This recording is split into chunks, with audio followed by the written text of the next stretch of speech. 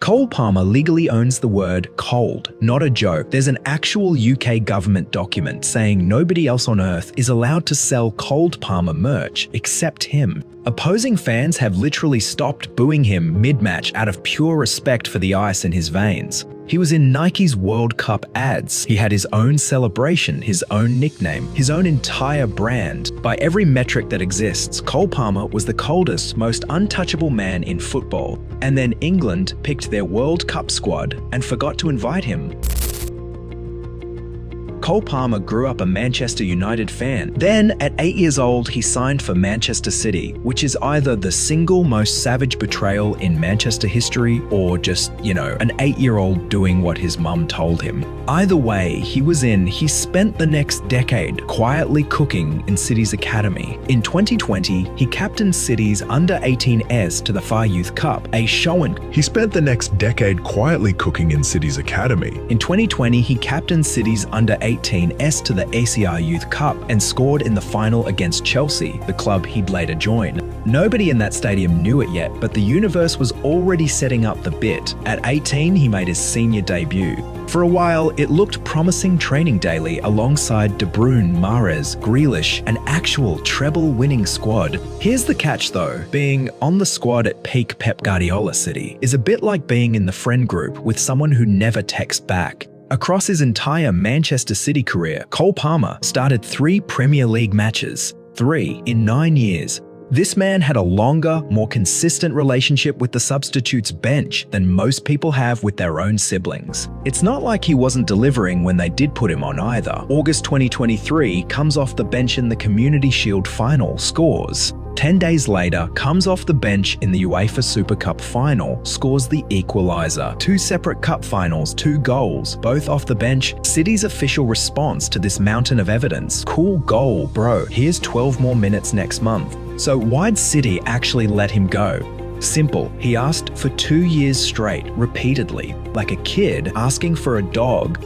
At one point, he even offered a compromise: just send me on loan. Let me get minutes somewhere, I'll come straight back. City said absolutely not and gave him exactly one real option: leave for good or don't leave at all. He left for good. Rodri, chama sua galera e ergue a taça FIFA! The 1st of September 2023, transfer deadline day Chelsea paid roughly £42.5 million for a player who had started 3 Premier League games in his life. Do the math on that and it's about £14 million per second tart. The internet had an absolute field day. This was a Chelsea side that had just finished 12th in the league and was actively speed running through managers. Everyone, IT1D Candy, assumed they'd lost the plot completely. Even Guardiola, months later, didn't try to spin it. He just said the quiet part out loud: that is my responsibility, which is basically the football version of your ex texting, "You were right."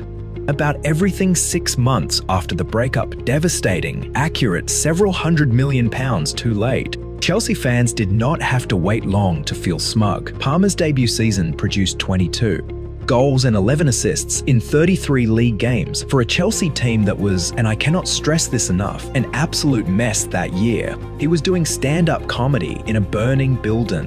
But the real cultural moment came the 30th of December against Luton Town. Palmer scored a brace, and after the second, arguably the best goal of his career, he crossed his arms and started shivering like he'd just walked into the Tesco freezer aisle in shorts. Thing is, it wasn't even his celebration. He fully jacked it from his old City Academy mate, Morgan Rogers, who'd done the exact same shiver weeks earlier for Middlesbrough. Rogers was understandably furious about it. It's my celebration. Check the timeline. Cole Palmer's response kept doing the celebration anyway. His teammate Noni Majuki summed up the entire situation on live television, completely deadpan. That's why they call him Cold Palmer in it.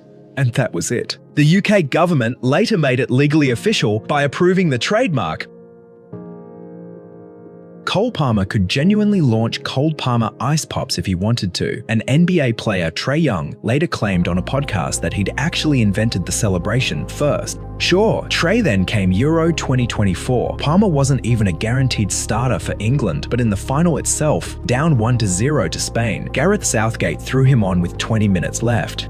3 minutes later, Palmer smashed home the equaliser. First player to do that off the bench in a Euros final in 24 years. England still lost because it's England, that's the whole brand, but Cole Palmer had officially entered main character mode on the biggest stage. The internet predictably lost its mind, fans calling it Ballon d'Or worthy before the final whistle had even gone. From there, it was just victory lap after victory lap. PFA Young Player of the Year, PFA fans, Player of the Year. From there, it was just victory lap after victory lap. PFA Young Player of the Year, PFA Fans Player of the Year, a brace against PSG in the 2025 Club World Cup final, helping beat the actual reigning European champions 3-0. By mid-2025, Palmer had 43 goals in under 100 Chelsea appearances, and pundits were doing the math out loud. Live on air, Manchester City sold a player who was quickly becoming worth £200 million for £42.5 million.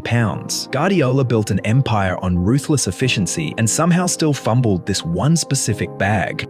And right on cue, the universe decided Cole Palmer had been cold for long enough, and it was time to freeze him out for the 2025 to 26 seconds. Eason opened with a groin injury that simply refused to quit. He'd return, break down again. 19 matches missed across 2 separate spells. Then came the real gut punch. England named their 2026 World Cup squad, and Cole Palmer, a man who had spent the entire build-up literally starring in Nike's World Cup commercials, was not on it. Left off the plane completely. While other snubbed players were publicly furious, Palmer said nothing for weeks, the coldest man in football, staying cold about being frozen out. Manager Thomas Tuchel didn't even cushion the landing when asked why. His record with us was just not outstanding. Somewhere, a Nike marketing executive was sweating clean through their shirt, having built an entire campaign around a guy about to spend the tournament on a beach in Ibiza. When Palmer finally did speak on it, it was somehow the coldest thing he's ever done. I'm not crying over a decision you can't change. Football's coldest man left out in the actual cold, reacting to the whole disaster with the emotional range of a fridge. Iconic. Honestly, deeply iconic. Summer 2026, Chelsea have brought in Xabi Alonso as their new manager because apparently that club changes head coaches more often than most people change their bed sheets. Palmer's back in preseason already, looking sharp, picking up assists again like nothing happened. He's even admitted surgery was seriously on the table at one point. Respect for the honesty. Here's the actual point though. Cole Palmer built his entire career out of chaos. He forced his way out of a treble-winning Manchester City side. He stole a celebration off his own mate and somehow ended up owning it, legally, forever. He scored in a European final off the bench with 3 minutes on the clock. Getting snubbed from a World Cup right after fronting the adverts for it is basically just a Tuesday for this guy. Cole Palmer will be absolutely fine. He has never once done any of this the normal way. Why would he start now?